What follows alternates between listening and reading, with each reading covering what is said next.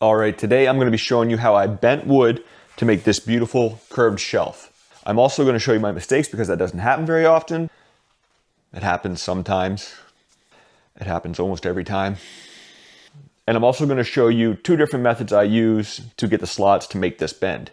But before we get started, please take a second and hit that like, hit that hype button if you're on a mobile device, and make sure you're subscribed if you're not already. Now let's get to the build. This will be my first time attempting to make a couple of these shelves. And since I'm not made of money, I'm going to practice on this piece of pine first. This piece of pine is 3/4 of an inch thick, which is going to be the same thickness of my piece of walnut. So I'll rip it down to 4 inches wide to match the same width as my walnut as well. So here's the bit I'm going to be using. And I can't remember the name of it off the top of my head, but I'll leave a link either in the video description or at the bottom of this screen. And as you can see, it's got a taper. So the idea behind that is that when you cut in, you make a little V, and then when you fold your wood, you won't be left with such a big gap like you would with the curve of a table saw. But I've never done this before, so interested to see how it's going to play out. Right now I'm just getting the measurements of the bit itself so I can try to lay something out that's kind of uniform. The widest part of the bit is 1/4 of an inch. So if I draw a center line and run that through it, I'm going to cut 1/8 of an inch on each side of that line. So that helps me determine the space I need between each line. Then I'll get the exact thickness of my board, and then I'll set my router bit to just shy of that. Then using the measurements I took of the router bit, I'm going to start laying out some marks. I'm going to space them out 3/8 of an inch apart. Now if this worked out properly, there should be 1/8 of an inch of wood left between two cuts. But I'm not confident, that's why I'm practicing. So there's no way I'm going to keep this router straight enough to follow these lines without a straight edge or some kind of a jig. So I'm going to grab some of the cutoffs from this and just make a little square jig that I can slide along and keep everything nice and straight. The jig's pretty straightforward. I just grabbed some scrap pieces of wood that are the same thickness of my board, and I just kind of glue them up in an H shape using a square to make sure everything is, well, square.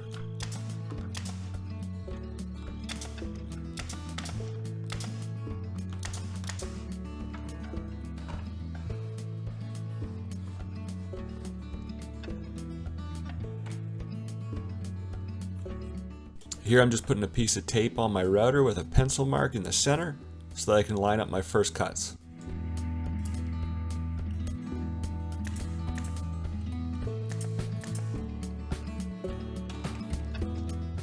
I added this third piece to the jig just to make it easier to hold and slide.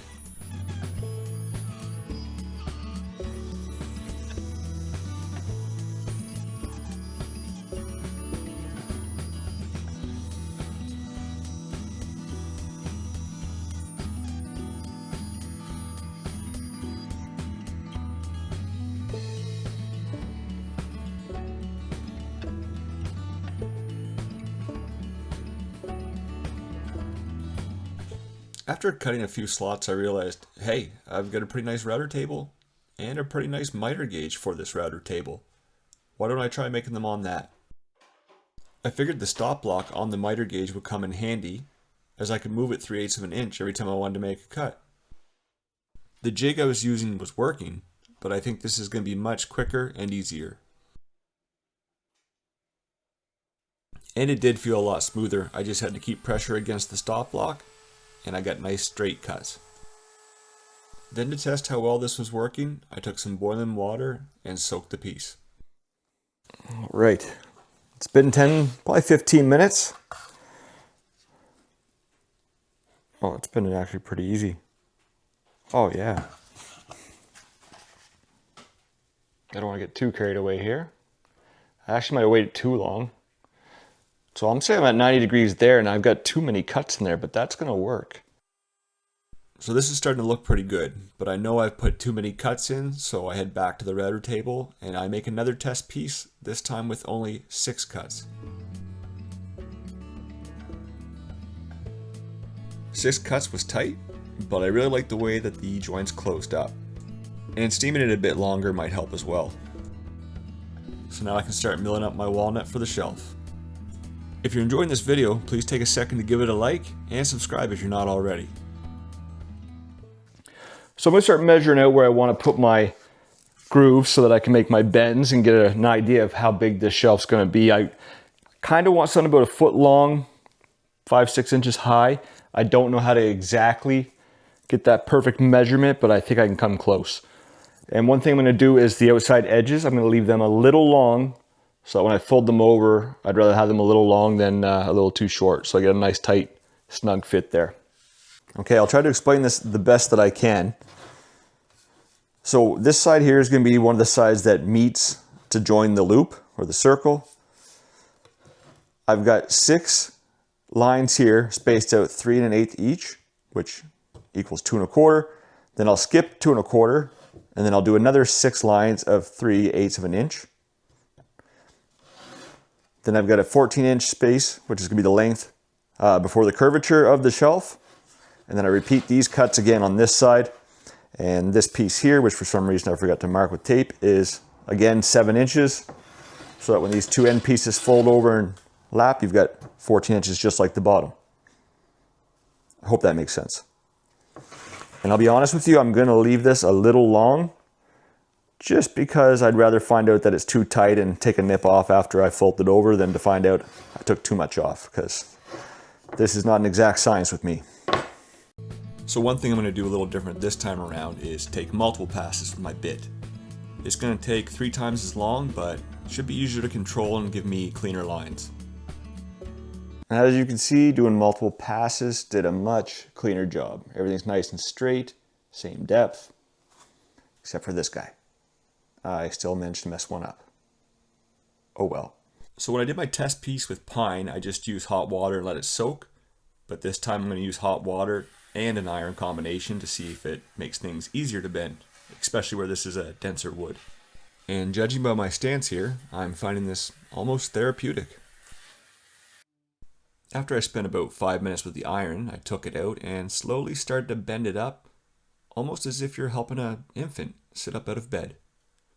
I don't know why I thought of that, but I did. Maybe it's a combination of directing it where to go, yet being gentle at the same time. And to make sure the joint stayed nice and flush, I used one of my Kreg clamps right on the joint and tapped it down into place. Adding a couple more clamps to make sure it was secure and measuring to make sure everything was even. A couple little spots here or there that I'm going to have to fill. And I did have one good split right here that I'm going to make up some sawdust and glue paste and see if I can't hide that. And there's one joint on the inside that I want to do the same with. I don't know why that didn't close up. Maybe I didn't steam it long enough there, or maybe I put one too many grooves in. But I'm pretty sure I can hide that. If I had to find a silver lining to fill in these gaps, it's that this router bit makes the perfect style of sawdust to make this paste.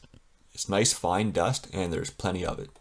I'm sure if you want to scrutinize these joints, you'll be able to pick them out if you got real close, but hey, this is my first time making these and I learn as I go.